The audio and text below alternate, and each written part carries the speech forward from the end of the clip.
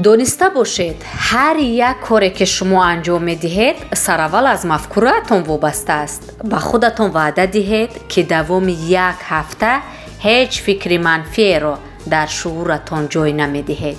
این مثال را هیچگاه از خاطر نبرارید. 2 نفر گلی را دیدند. یکی گفت چه دنیای بده، حتی گل هم خار دارد.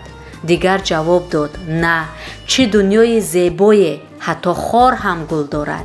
برای رسیدن به چیزهای بزرگ باید اول رویا پردازی کنیم، بعد تجسم کنیم، بعد برنامه ریزی کنیم، به آن اعتقاد داشته باشیم و در آخر آستینها را بالا بزنیم و دست به کار شویم.